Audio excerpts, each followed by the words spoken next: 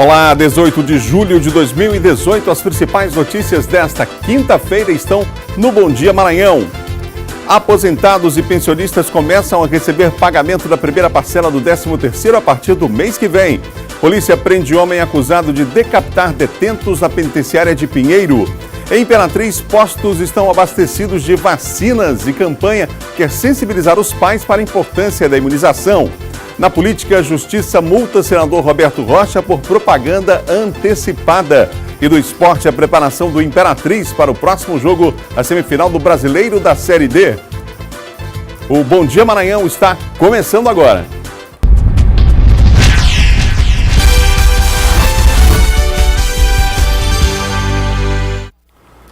São 7h01, um ótimo dia para você que nos acompanha em todo o estado do Maranhão. A informação na velocidade que você precisa para começar bem o dia aqui na TV Difusora. Já tem Diogo Coutrinho, os bastidores da política. Laércio vai destacar as notícias do esporte. O nosso Eduardo Ericeira vai atualizar você com as principais informações do dia também. A participação aqui do nosso Bom Dia. São 7h01, você aí que nos acompanha em todo o interior do estado, no sul do Maranhão, você em Balsas, você aí em Imperatriz, na região Tocantina. O nosso muito obrigado pela audiência. Estamos juntos aqui, unidos pela informação na TV Difusora.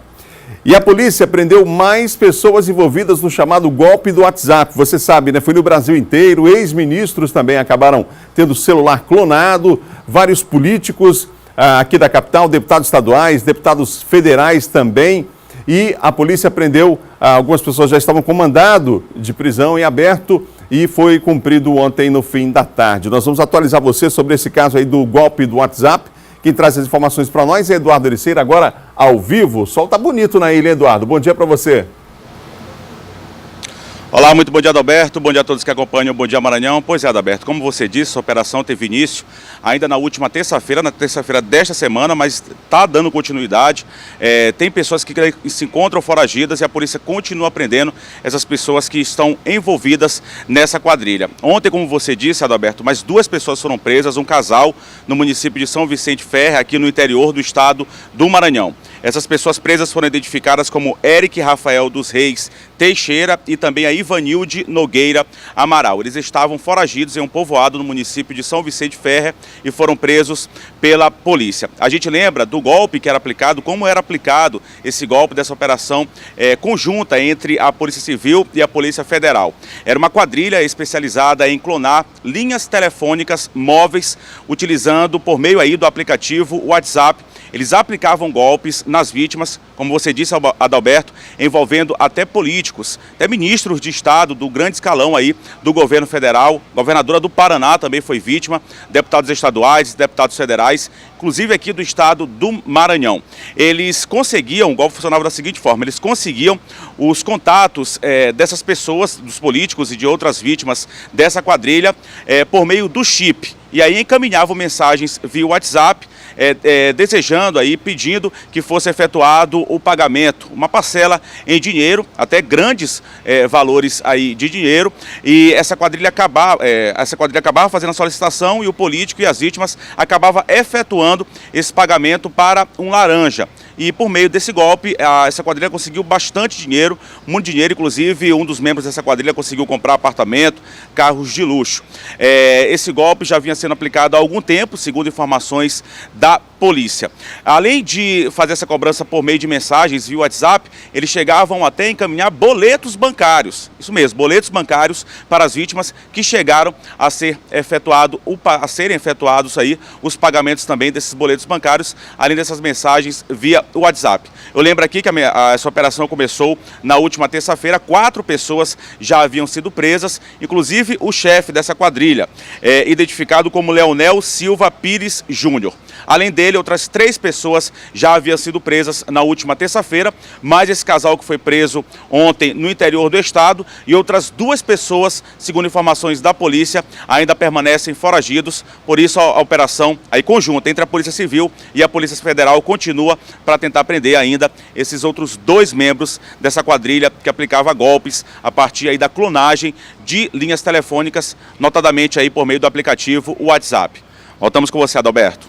Obrigado, Eduardo, pelas informações. Daqui a pouquinho você volta falando, inclusive, de um assunto importante, o O governo federal confirmou aposentados e pensionistas do INSS começam a receber a partir de agosto a primeira parcela do 13º e já saiu a tabela, hein? São 7h05. Um levantamento aponta que os consumidores brasileiros estão insatisfeitos em relação ao nível de consumo. Isso já vem acontecendo há 42 meses e não há grandes perspectivas se a economia não voltar a crescer de forma sustentada. Na contramão desses dados, aqui no Maranhão, foi observado um aumento na intenção de consumo das famílias do estado. Entenda o motivo na reportagem de Fábio Cabral. A pesquisa realizada pela Confederação Nacional do Comércio apontou um recuo de 1,8% na intenção de consumo das famílias brasileiras para o mês de julho. O índice negativo ainda seria reflexo da crise do setor de transporte, provocada pela greve dos caminhoneiros em maio deste ano, e que teria sido determinante no aumento de uma série de preços, deixando o consumidor mais cauteloso na hora de fazer as compras. O cenário pessimista na maior parte do país não reflete, no entanto, a intenção de consumo das famílias maranhenses para este mês, que cresceu, sobretudo pela intenção de compra de bens duráveis, como eletrodomésticos e eletrônicos. Otimismo que, segundo a Federação do Comércio do Maranhão, estaria ligado principalmente à criação de novos postos de trabalho no estado. Isso faz com que a renda volte ao mercado. A renda voltando ao mercado, naturalmente as pessoas voltam a consumir.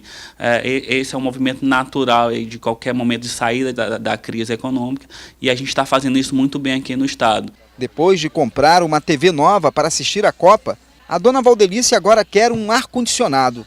Para ela, nada de pessimismo. A hora é de comprar. Agora vamos olhar o ar-condicionado, troco móveis, né? Continuo fazendo minha domingada com minha família, aumenta a feijoada, aumenta outra coisa, o aniversário, a brincadeira. Não estou pessimista, não. Portanto, pesquisa que mostrou que, na contramão dos dados nacionais aqui do Maranhão, há uma expectativa em relação, né, ao consumo das famílias maranhenses. São 7h08.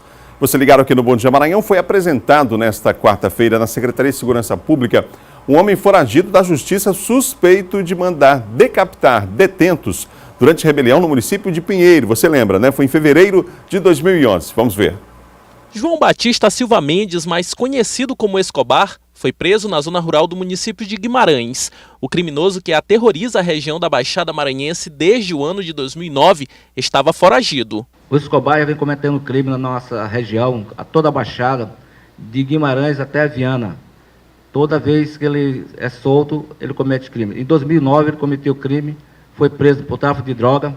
Em 2016 também foi preso pela associação ao tráfico, roubo, assalto a banco, assalto a postos de gasolina, homicida, sempre evitando um grande trabalho à comunidade de Massaricó e a toda a Baixada. Além de Escobar, foram presas outras duas pessoas, Leandro Cordeiro da Silva e Josenildo Moreira Ferreira, ambos comandados de prisão em aberto. Então, desde que o Escobar ele foi posto de maneira equivocada em liberdade, que nós recebemos diversos clamores da população de toda a Baixada Maranhense, no sentido de localizá-lo e prendê-lo, tendo em vista que, a partir do momento que ele foi solto, diversos crimes começaram a ocorrer na região.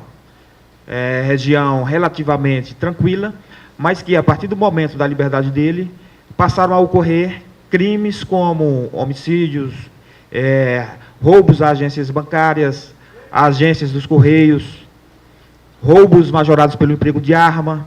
João Batista Silva Mendes, vulgo Escobar, é considerado um criminoso de alta periculosidade. A ficha criminal dele é extensa. Em 2011, por exemplo, ele foi um dos responsáveis pela rebelião que aconteceu na Delegacia Regional de Pinheiro. Em 2015, ele cometeu um assassinato no povoado Massaricó, em Guimarães.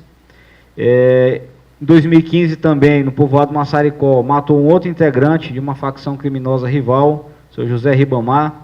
Em 2016, ele financiou um roubo à agência bancária do município de Olinda Nova, e a ocasião em que a polícia apreendeu 2 fuzis. Desde então, passaram a empreender diversas diligências na tentativa de capturá-lo, e hoje, por volta das 3 horas da madrugada, lograram êxito.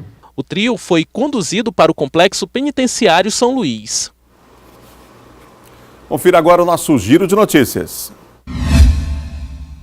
Por volta das 2 da tarde de ontem, 2 criminosos invadiram e assaltaram o Centro de Formação de Vigilantes, localizado na rua Afonso Pena, no centro de São Luís.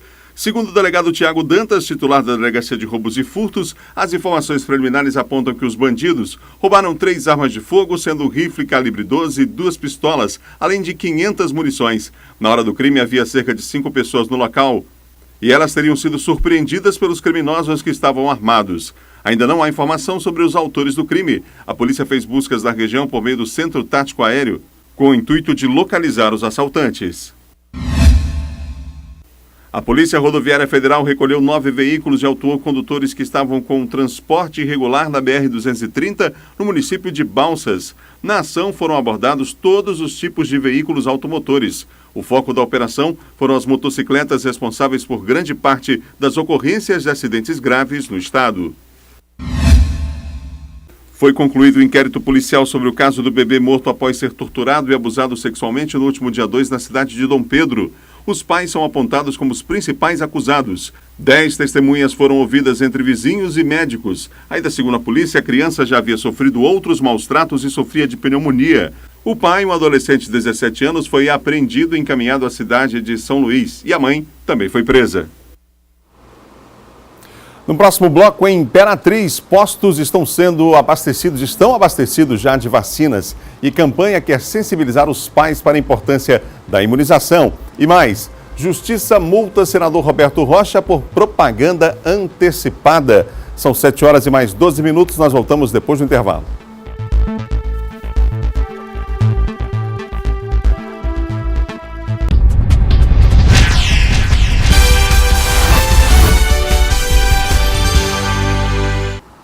Sete e 16, de volta ao Bom Dia Maranhão ao vivo para todo o estado aqui pela TV Difusora.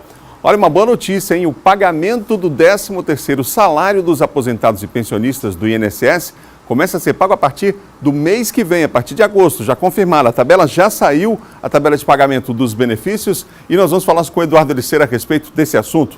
Ô Eduardo, notícia importante, uma injeção aí de valor significativo na economia nacional. Pois é, Adalberto, voltamos aqui ao Bom Dia Maranhão para dar essa boa notícia, uma boa notícia aí, principalmente para os aposentados. Haverá essa antecipação da primeira parcela do 13º salário, foi confirmada pela Secretaria de Previdência, essa antecipação que vai acontecer a partir do próximo mês, a partir do mês de agosto, e essa primeira parcela, segundo a Secretaria de Previdência, vai ser paga entre os dias 27 de agosto e 10 de setembro. Um montante aí ultrapassou os 20 bilhões de reais, pelo menos essa estimativa deve chegar aí a 20,6 bilhões de reais. 30 milhões de aposentados aqui no Brasil serão beneficiados com o pagamento do 13º salário, nesse caso, da primeira parcela antecipada. A gente lembra que nessa primeira parcela não haverá nenhum tipo de desconto, a pessoa, o aposentado, vai receber o valor integral e esse desconto só virá na segunda parcela, que deve ser paga, pelo menos essa é a previsão, entre os meses de novembro e também de dezembro.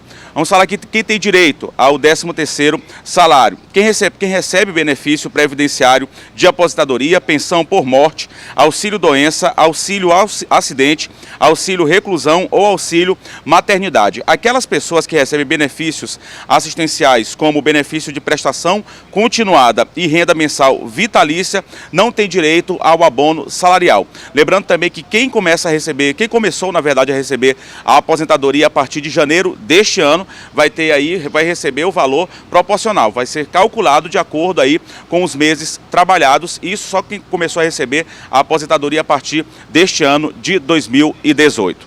Voltamos com você, Adalberto. Obrigado, Eduardo, pelas informações. São 7 horas e mais 18 minutos, nós vamos agora à região Tocantina, a Imperatriz, com Luiz Carlos Lima. Bom dia, Luiz. Bom dia, Adalberto. Bom dia a todos. Olha, a gente começa a participação com um alerta sobre a importância da vacinação. Que doenças consideradas erradicadas no país voltaram a aparecer e uma nova campanha de imunização vai ser lançada em agosto. Sarampo, poliomielite e rubéola voltam a ameaçar após erradicação no Brasil. Estados do norte enfrentam um surto de sarampo com 2 mortes confirmadas. A doença era considerada erradicada no continente desde 1994. Por isso, a importância da vacinação. A gente tem que estar em alerta para que não venha acontecer aqui. Outro é os casos de sarampo, suspeito também de sarampo, que também já estamos erradicando e não pode voltar o sarampo para o Brasil. Especialistas alertam para a necessidade de atenção às vacinas previstas no calendário nacional de vacinação. Dona Antônia sabe muito bem disso. Ela teve a maior preocupação de levar a neta de apenas 2 meses para se prevenir das doenças. Prevenir contra sarampo, contra as doenças que estão aparecendo aí. Para reforçar a importância da imunização, a partir do dia 6 de agosto, começa a campanha de vacinação contra as doenças de cachumba, rubéola, sarampo e poliomielite. É importante que as mães vá à mesma unidade para vacinar seus filhos, porque a gente não pode deixar essa doença voltar, porque se voltar vamos ter criança aí com paralisia e isso não pode acontecer. E o Banco do Brasil desativou a agência da Rua Godofredo Viana, aqui em Imperatriz, conhecida como Agência da Praça de Fátima. O Sindicato dos Bancários não foi avisado dessa decisão e os clientes, claro, não gostaram nem um pouco. O entra e sai na agência da Godofredo Viana ficará reduzido até chegar a ser nulo. Com essa notícia, não sei nem por onde começar. Vou procurar o PROCON. Qualquer pessoa de bom senso responde que atrapalha sobremodo a todas as pessoas da comunidade Imperatriz. E o informe está colado na porta da filial bancária da Godofredo Viana, conhecida popularmente como Banco da Praça de Fátima. Os funcionários receberam a informação de fechamento da agência junto com os clientes. Aquele informativo que está na porta da agência da Praça de Fátima foi a forma que foi avisado para os funcionários. Os usuários serão redirecionados para a agência localizada na Avenida Getúlio Vargas. Além dessa opção, a outra alternativa é o atendimento na agência localizada na Bernardo Saião. A questão é que a distância entre a agência fechada para a agência da Bernardo Saião são de quase 5 quilômetros. Distante. Para quem não tem automóvel, fica pior ainda. De acordo com a Superintendência Regional do Banco do Brasil em Imperatriz, a agência da Praça de Fátima estava instalada no local desde o ano de 2003 e a mudança tem uma explicação. Nós tivemos, há um tempo atrás, tentando renegociar a questão do aluguel ali naquele pedaço, né, naquele ponto da Praça de Fátima. Infelizmente não tivemos êxito, né? E na saída, o que o banco decidiu? O banco decidiu melhorar a organização do atendimento. E por hoje é só, Adalberto. A gente volta com você. Obrigado, Luiz. Os eleitores que estarão fora do domicílio eleitoral em outubro já podem solicitar transferência temporária do título. No Maranhão, 4 cidades estão disponíveis para o exercício do voto em trânsito pela Justiça Eleitoral. A transferência temporária do título não é obrigatória, mas é uma boa oportunidade para quem está fora do domicílio eleitoral poder votar. Como o Denis, que se mudou para São Luís há 3 anos, mas vota em Vitorino Freire. É uma questão muito interessante para a população, porque vai dinamizar o acesso a você ter facilidades para votar, né, para efetuar o seu direito de cidadão, né, ao escolher seus candidatos. Esta vai ser a primeira vez que o voto em trânsito vai incluir, além do presidente, o voto a governador, senador e deputados federais e estaduais. Nesta modalidade, só é possível votar em capitais e em cidades com mais de 100 mil habitantes. Aqui no Maranhão estão disponíveis os votos em São Luís, Timon, Imperatriz e São José de Ribamar. O eleitor que estiver dentro da sua unidade de federação poderá votar para todos os cargos, de presidente a deputado estadual. O eleitor de outra unidade da federação, quer dizer, estado diferente, votará apenas para presidente. O voto em trânsito entrou em vigor em 2010 nas capitais e somente para o cargo de presidente da República. A transferência temporária da sessão eleitoral vale tanto para o primeiro quanto para o segundo turno. A solicitação pode ser feita em qualquer cartório eleitoral até o dia 23 de agosto, quando o prazo termina. O eleitor só precisa levar um documento oficial com foto e estar com a situação regular no cadastro. Em média, 5% do eleitorado justificou a ausência às urnas. Então, esses eleitores poderão ter a possibilidade de votar em trânsito, basta se habilitar em qualquer cartório eleitoral ou posto de atendimento, levando consigo um documento oficial com foto. No fim das eleições, o domicílio eleitoral original não sofre alteração. Ou seja, nas próximas eleições, a pessoa continua votando no local de origem. Para quem tem a oportunidade de poder ir ao seu interior fazer o voto, efetuar o seu voto, está agregado ali também aquele fator de você rever seus familiares, seus amigos e manter aquele momento de descontração nesse período eleitoral, que é muito bom.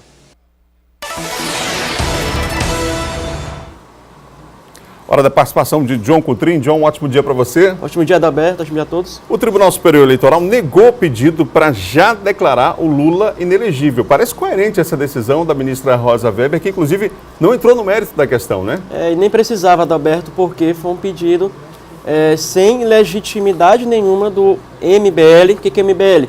É o Movimento Brasil Livre, encabeçado por uns jovens aí que lideram esse movimento lá no estado de São Paulo. E eles pediram a inelegibilidade, ou seja, que o Lula seja declarado inelegível, não concorra às eleições, desde já, por conta aí dele ter sido enquadrado na lei da ficha limpa. É a lei da ficha limpa porque ele foi condenado em segunda instância, condenado por um colegiado. E aí o MBL acha que ele não poderia nem estar mais sendo colocado como pré-candidato e nem aí colocando o nome dele como possível candidato. Mas parece incoerente, porque não há nem registro de candidatura. Exatamente. Então como é que vai tornar inelegível alguém que não, já que não há, de fato, esse registro ainda? E a Rosa Weber, que responde pelo plantão do Tribunal Superior Eleitoral, destacou exatamente isso na sua decisão. Além de dizer que o MBL não tinha legitimidade e que o pedido de inelegibilidade do Lula, que ele não disputasse a eleição, deveria ser feito somente por candidatos adversários políticos, partidos ou coligações. E não caberia ao MBL fazer isso. Ou seja, isso só deve ser decidido a partir do pedido de registro de candidatura do Lula no Tribunal Superior Eleitoral, ou seja, o TSE, que vai dar essa decisão se o Lula será candidato ou não, a partir do pedido de registro de candidatura dele, que será até o dia 15 de agosto, no dia 15 de agosto, que é aí que os aliados do Lula dizem que ele fará esse pedido. Então, a Rosa Weber descartou totalmente esse pedido ilegítimo, descabido do MBL, até porque não cabe isso agora, Adalberto. A Justiça só tem que decidir mais na frente, até porque ainda há recursos do presidente Lula, que devem ser analisados depois da volta do recesso aí do Judiciário, e também aí, claro, que ele tem todos os direitos, por enquanto, enquanto político, aí de registrar sua candidatura. Ele não está impedido, o Lula, olha só, o Lula não está impedido de registrar a candidatura dele, ele pode fazer isso normalmente. Quando for analisado esse pedido pelo Tribunal Superior Eleitoral, aí eles vão avaliar, pronto, o Lula, ele foi condenado, mantida a condenação dele, ele está aqui inserido nessa lei da ficha limpa, ou seja, ele foi condenado pelo colegiado de ministros, ou seja, não foi uma decisão monocrática, foram de vários ministros. Então, quando ela é segunda instância, então automaticamente ele está fora das eleições a partir desse entendimento da lei da ficha limpa. É claro que isso não será agora, será dentro do calendário eleitoral e a partir do dia 15, último dia de registro, que isso deve ser analisado pela Corte Eleitoral. Lembrando que no Brasil pode tudo, né? Nós temos inclusive caso agora do plantão, dois deputados que vão ficar de plantão lá no Congresso Nacional, especificamente na Câmara dos Deputados. Os dois respondem a processo na Justiça e mais, já foram condenados. Um deles passa o dia no Congresso e à noite tem que dormir na prisão, lá na Papuda, lá em Brasília. Então, coisas do nosso país, né? John, vamos falar sobre a Justiça Eleitoral, que está multando 2 pré-candidatos ao governo do Estado, a Maura Jorge, agora essa foi a notícia recente, e do senador Roberto Rocha também. Qual a razão? Vamos lá. Primeiro, a Maura Jorge. Maura Jorge é pré-candidata a governadora pelo PSL, Partido Bolsonaro. O que a Maura Jorge fez? Quem anda por São Luís, nas avenidas São Luís de França, Avenida dos Holandeses, a São Marçal, ali no João Paulo, observou um outdoor da Maura Jorge ao lado do pré-candidato a senador Samuel, de Itapecuru. E, claro, também fazendo referência ao Bolsonaro. A partir daí foi feita uma representação do Ministério Público Eleitoral, a partir desse outdoor dela, por propaganda antecipada. Ou seja, e aí o TRE, Tribunal Regional Eleitoral, decidiu então que a Maura Jorge foi configurada a partir desse outdoor dela nas avenidas de São Luís, propaganda antecipada indisfarçável, ou seja, foi algo mesmo diretamente no sentido ali, não de pedido de voto, mas quem passava já via que ali estava, digamos assim, caracterizado propaganda antecipada nesse período vedado, por conta da Maura Jorge ser pré-candidata ao governo, o Jair Bolsonaro pré-candidato a presidente e o Samuel pré-candidato a senador. Então ficou caracterizado, claro, para o Tribunal Regional Eleitoral que ela fez propaganda eleitoral antecipada. E no caso do senador Roberto Rocha? Sim, e só para finalizar, Maura, pedido de multa de R$5.000 e retirada dos outdoors. Em relação ao senador Roberto Rocha, ele, nós temos até as imagens, as fotos, ele colocou em circulação um gabinete móvel, que é um ônibus que tem ali, um ônibus plotado, pintado, com os dizeres ali do Roberto Rocha, e o nome dele fazendo alusão à pré-candidatura dele. É quase um outdoor, né? Ambulante. E o PDT fez esse pedido, claro, é um pedido de liminar, para que fosse aí retirado o ônibus de circulação, esse gabinete móvel do senador Roberto Rocha, porque, segundo o PDT, há uma aí propaganda antecipada visível e clara do senador Roberto Rocha, ele que é pré-candidato a senador. E aí também é pedido de multa para o senador Roberto Rocha e também para que ele aí não mais possa trabalhar com esse gabinete móvel, com esse estampado, essa propaganda antecipada. É claro que o PDT alegou que o senador já está há 4 anos no mandato e somente agora, no período de eleições, ele agora comprou esse gabinete móvel e coloca em circulação, porque ele é pré-candidato a governador do Maranhão. Então, a Maura Jorge e o Roberto Rocha também punidos aí por propaganda antecipada, e também há uma decisão recente que também há uma punição ao governador Flávio Dino e ao ex-presidente do PROCON, Duarte Júnior, também por propaganda antecipada. Ô, John, mais uma crise aí no Ninho Tucano. O Alckmin diz que o Zé Reinaldo é pré-candidato a senador pelo PSDB. E agora como é que fica a situação? Agora é uma crise, porque o que acontece? O Zé Reinaldo foi por cima, ele foi diretamente ao Geraldo Alckmin, que é o presidente nacional do partido, que comanda o partido no país, o PSDB, o Geraldo Alckmin presidenciável, e lá o Zé Reinaldo esteve ontem ali conversando com o Geraldo Alckmin, e o Geraldo Alckmin afirmou que o Zé Reinaldo é pré-candidato a senador do PSDB, ou seja, pré-candidato nosso. Essas foram as palavras do Geraldo Alckmin, e isso aí confirma a candidatura do Zé Reinaldo. O que acontece? O Alexandre Almeida e o Valdir Maranhão então brigarão pela segunda vaga. O Alexandre Almeida já disse que é candidato. Até surgiu uma especulação ontem de que ele poderia desistir, o Alexandre Almeida, para concorrer ou a deputado estadual ou a deputado federal, com a ajuda do próprio Zé Reinaldo e a ajuda do próprio Valdir Maranhão, que cederiam suas bases para o Alexandre Almeida. E ontem, o ponto e vírgula, que vai ao ar diariamente aqui na Difusora FM às 18 horas, o Alexandre Almeida negou e disse que a candidatura dele está posta e é irreversível. Então, sobra para quem? O Valdir Maranhão se articular e saber o que realmente ele vai fazer, porque se já tem o Zé Reinaldo definido e já tem o Alexandre Almeida definido, não cabe então ao Valdir Maranhão ser candidato a senador, mas ele insiste e diz que será candidato a senador pelo PSDB. Agora, saber como isso vai ser resolvido é uma outra questão, uma dor de cabeça para o senador Roberto Rocha e uma dor de cabeça também para o presidenciável Geraldo Alckmin, que vão ter que contornar essa situação até o dia da convenção estadual do PSDB, que está marcada, Adalberto, para o dia próximo, 4 de agosto. Falando em convenção, para encerrar, o governador Flávio Dino realiza a convenção no dia 28 de julho e a ex-governadora Rosana Sarney, pré-candidata, realiza no dia 29 de julho, no Espaço Renascença. Obrigado, John. Um ótimo dia para você. Obrigado, Adalberto. Até amanhã. São 7h33. No próximo bloco, o Cavalo de Aço intensifica a preparação para o duelo decisivo contra o 13 da Paraíba. E mais, personagens da história de São Luís se apresentam ao público num passeio pelas ruas do centro histórico da capital. Nós voltamos já, depois do intervalo com Bom Dia Maranhão.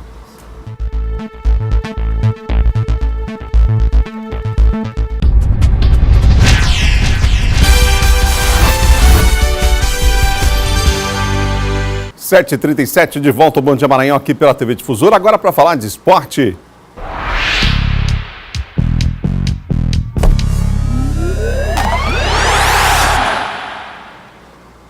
Laércio Júnior, bom dia. Como é que estão os preparativos do Cavalo de Aço para esse jogo decisivo contra o 13? Um jogo histórico, Adalberto. O Imperatriz pode chegar à sua primeira final de Campeonato Brasileiro contra o 13 da Paraíba. É o desafio. O jogo vai ser no Estádio Amigão, dos Males o menor. A princípio, o 13 queria jogar no Estádio Presidente Vargas, mas, de acordo com o regulamento da CBF, uma semifinal precisa de um estádio com maior capacidade e a bola vai rolar. Vamos acompanhar a preparação do 13 para esse desafio. Confira. O time se reapresentou somente nessa terça-feira. Trabalho regenerativo depois de um jogo decisivo.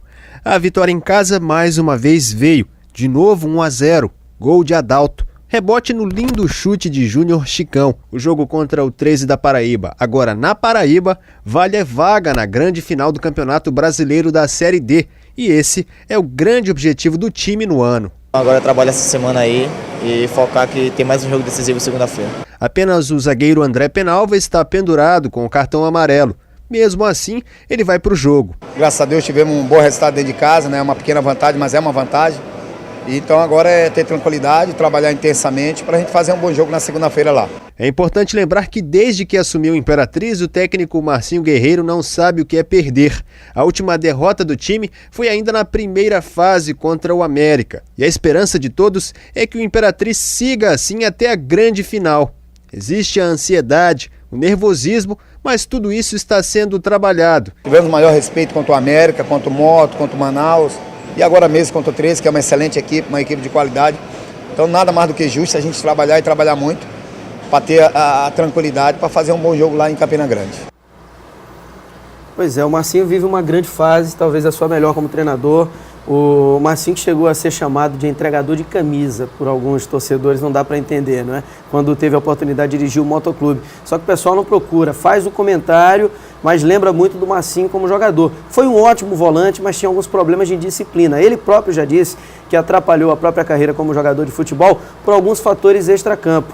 Como treinador, não há o que falar do Marcinho. O Marcinho saiu de São Luís, procurou estagiar em equipes a qual passou como jogador, no caso o Guarani de Sobral, foi auxiliar técnico do Rui Scarpino, um treinador com um grande histórico no futebol do Brasil, principalmente no interior de São Paulo e aqui no Nordeste, e agora está colhendo os frutos. Foi um ano maravilhoso para o Marcinho Guerreiro, comandou uma equipe do Motoclube cheia de problemas ao título de campeão maranhense, reconduzindo o Moto para a Copa do Brasil e para a Copa do Nordeste do próximo ano, e agora está lá no Cavalo de Aço. Quando ele chegou, mudou a história do Imperatriz. Você viu aí na reportagem do Raildo que ele falou, né? Não sabe o que é perder já há um bom tempo.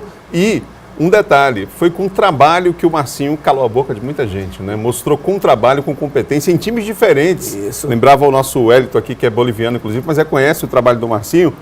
Em times diferentes, conquistas importantes nesse ano de 2018, um ano que vai ficar para a história dele, com certeza, marcado aí com essas conquistas que teve. O acesso da Série D pode chegar à final com o Imperatriz e a conquista do estadual pelo Moto diante de tantos problemas extracampo que aconteceram. Sobre o Rui Scarpino, você falou, há uma informação de que há interesse do Moto em tentar trazê-lo para a temporada do ano que vem, né? Fala-se que o Moto propôs um planejamento para que o Rui viesse e realizasse o planejamento para a próxima temporada e comandasse o time rubro-negro, né, que foi muito bem dirigido pelo Marcinho, mas ainda não existe a informação oficial de que o Rui vem para o Motoclube. Agora tem um detalhe em relação ao Marcinho, Adalberto, que ele classificou o Moto para a segunda fase. Bem lembrado. Foi ele que classificou o time do Moto para a segunda fase e o Imperatriz havia perdido para o América de Natal, mas já sob comando do Marcinho Guerreiro, conseguiu passar pelo América de Natal com a vitória nos pênaltis, jogando lá dentro. Quer dizer, é uma equipe que mudou o seu patamar, ela tinha alguns problemas em relação ao próprio trato do ex-treinador Vinícius Saldanha com os jogadores. O Marcinho não chegou lá com linguagem de boleiro, adotou o seu esquema tático, o que é principal. Quando o Imperatriz perdeu jogadores importantes, o Marcinho disse, eu não perdi jogadores, eu acabei ganhando atletas muito especiais e acabou dando resultado. Vamos falar agora do Sampaio Corrêa. O Tricolor joga na próxima sexta-feira pela Série B do Campeonato Brasileiro contra o Goiás. Sampaio é 17º colocado. Só que eu conversei com o Marcos Richelli, que é fisioterapeuta do Sampaio, responsável pela preparação dos jogadores, e, meu amigo, eram 7 desfalques na segunda-feira. Provavelmente o Sampaio Corrêa terá 9 na sexta. Só um jogador dos que não atuaram na segunda-feira estará de volta contra o Goiás, pelo menos até agora. Confira. Nós temos vários jogadores, nós estamos pagando a conta agora, né? De disputar várias competições. Se você colocar a pré-copa do Nordeste, foram 5 competições e nós sabíamos e rodamos pouco o elenco, até por falta de opções, uma hora teríamos esses problemas musculares. Assim, quem está mais próximo de voltar é o Diego Silva e o João Paulo, que tiver lesão muscular grau 1, o João Paulo deve voltar na segunda-feira e o Diego Silva. Os outros casos são mais sérios. O William Oliveira teve uma entorse tornozelo grau 2, é uma lesão que o tempo mínimo é ser em torno de entre 2 e 3 semanas. No caso, o João Paulo, além de estar suspenso, ainda teve problema da questão da lesão muscular, né? O João Paulo, ele conseguiu terminar o jogo lá, mas ele saiu com uma queixa na região posterior da coxa, passou por um exame de imagem que apontou uma lesão grau 1 na região posterior da coxa direita. Então o Rato vai estar à disposição no próximo jogo? O Rato é outro que teve uma lesão muscular grau 2, na verdade uma lesão muscular combinada. Ele teve 2 lesões no adutor e é uma lesão que o tempo de recuperação é em torno de 4 a 6 semanas. E o Bruninho, está próximo de voltar? Quem volta primeiro, o Bruninho ou o Jamie, que tiveram lesões parecidas? O Bruninho, foi a melhor notícia da semana, foi o Bruninho. O Bruninho teve uma fratura no pé, está com 33 dias da fratura, fez um raio-x ontem, mostrou que a lesão já está consolidada. Hoje ele já iniciou o trabalho de transição, no mais, entre 10 a 14 dias ele vai estar pronto para jogar. E o Jamie? O Jamie, esse vai ter que esperar no mínimo 60 dias. São 30 dias só de imobilização, depois inicia o trabalho de fisioterapia mais 3 a 4 semanas. Boa sorte, você vai ter muito trabalho. Se Deus quiser, mas no final vai dar tudo certo. Essa é a expectativa, o Sampaio vai ter que superar esse obstáculo. São muitos jogadores, praticamente 9 fora da partida, e só volta o Maracás, que cumpriu a suspensão. A bola vai rolar 8h30, no mesmo horário do jogo da segunda-feira, é o jogo de amanhã contra o Goiás, onde Sampaio, se vencer, sai da zona do rebaixamento, mas tem que vencer. Valeu, Laércio, até amanhã. Obrigado, até amanhã. Faltam 16 minutos para as 8 horas da manhã e você ligado aqui no Bom Dia. O Maranhão é um dos maiores sítios arqueológicos do país. Agora, que tal tocar numa tela de touchscreen para fazer escavações arqueológicas? Mexer no totem da memória para misturar as etnias que originaram a formação do nosso povo. Essas são apenas algumas das possibilidades que os visitantes do Centro de Pesquisa de História Natural e Arqueológica do Maranhão vão encontrar. Mais uma excelente opção para as férias. Eles foram os primeiros habitantes do nosso planeta, há 98 milhões de anos atrás. Aqui a gente tem 3 acervos. O Centro de Pesquisa ele tem 14 anos. A gente tem aqui a função de preservação do acervo arqueológico, paleontológico e etnológico do Maranhão indígena. Além disso, aqui nós podemos encontrar nesse acervo réplicas e também fósseis originais de espécies que existiram aqui há 95 milhões de anos. Essa família que visitou o museu e teve a chance de conhecer tudo como era antes, ficou encantada com o que viu. O passado sempre traz essa curiosidade. E ele é um amante da ciência, eu professor de geografia, então a gente une o útil ao agradável e vem curtir as férias aqui de uma forma bem diferente, bem, vamos dizer assim, bem regional, porque aqui você vai encontrar muita coisa do Maranhão do passado, né? E isso é bom a gente conhecer um pouquinho a nossa terra. Criado em março de 2002, o Museu de História Natural e Arqueologia do Maranhão é uma oportunidade de ficar bem pertinho da história da Fundação de São Luís até os tempos atuais. A gente faz uma abordagem com eles dos materiais mais antigos, porque a arqueologia ela estuda justamente isso, os materiais que foram fabricados e deixados pelos povos antigos e como eles se relacionavam antigamente. Tá? Então eu tento trazer todo esse aspecto com eles, do material mais antigo, fazendo uma ressalva com os povos que habitaram aqui, trazendo até o material mais recente. Dandara, que nunca tinha conhecido a história da família dinossauro, ficou encantada com a exposição. Tô gostando porque a gente sempre é bom a gente vir aqui visitar pra gente saber do nosso passado, porque é sempre bom a gente conhecer mais sobre as coisas. A criançada se divertia com cada réplica que olhava. E aqueles nomes tão difíceis de decorar, calma que o Enzo vai nos ajudar. Esse daí parece com o brontossauro. E esse aqui? Pterodáctilo. Essa é uma mistura de pintura e réplica do maior predador que existiu no estado. É o Carcharodontosauro. E olha, mesmo sendo de mentirinha, dá medo. Essa turista que pela primeira vez veio à capital do Maranhão apreciou a exposição do museu. É sempre gratificante ter esses espaços que preservam a memória dos povos originais E é muito interessante a gente ter esse tipo de conhecimento para valorizar a história e saber dos povos mesmos que originaram tudo isso que a gente está tendo nos dias de hoje.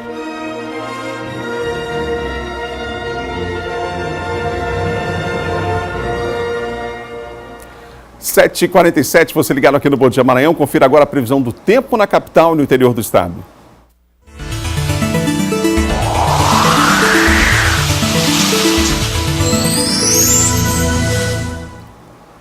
Em São Luís, faz sol com algumas nuvens, não chove, mínima de 22, máxima de 33 graus. Em Caxias, faz sol o dia todo, sem nuvens no céu. Noite de tempo aberto, ainda sem nuvens, mínima de 22, máxima 35 graus em Caxias. Em Santo Amaro, faz sol com algumas nuvens, não chove, mínima de 23, máxima de 33 graus. Agora veja como fica a Tábua de Marés.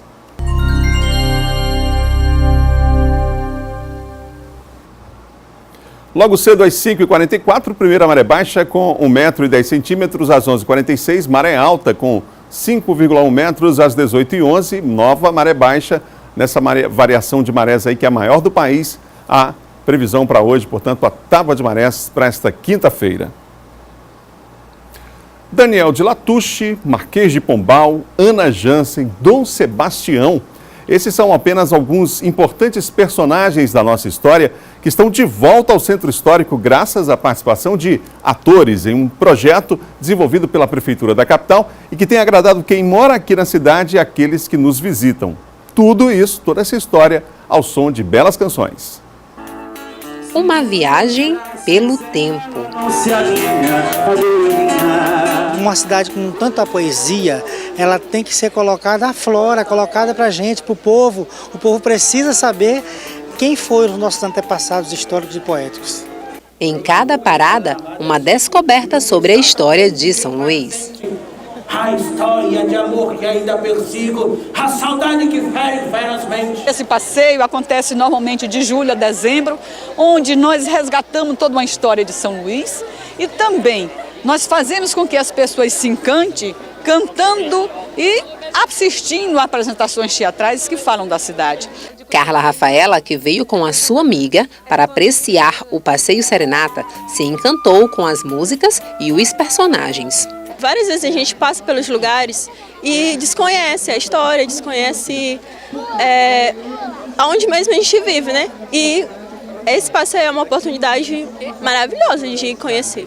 Acho que a história ela nunca se esgota, a gente sempre consegue retirar alguma coisa nova do que ela pode disponibilizar para a gente, outros olhares. Com os olhos atentos, a multidão que acompanhava registrava cada momento. É interessante o processo cultural que eles estão fazendo aqui. Quanto mais conhecimento a gente tem, mais bagagem a gente vai ter, até para ter uma sociabilidade com os turistas que vêm à nossa cidade.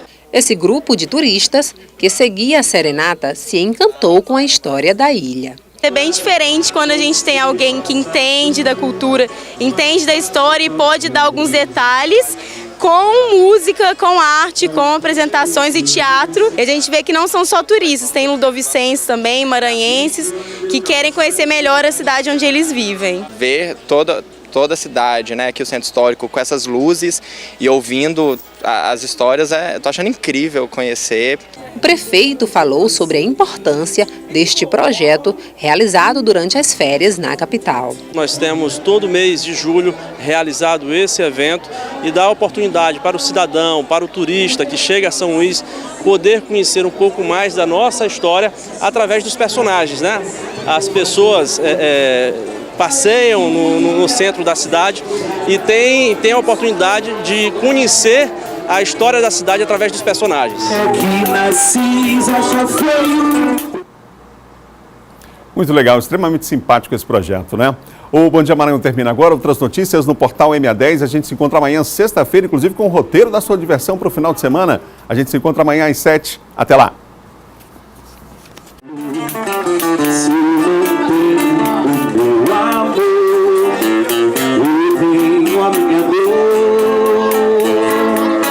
A sala, o quarto, a casa está vazia, a cozinha e o corredor.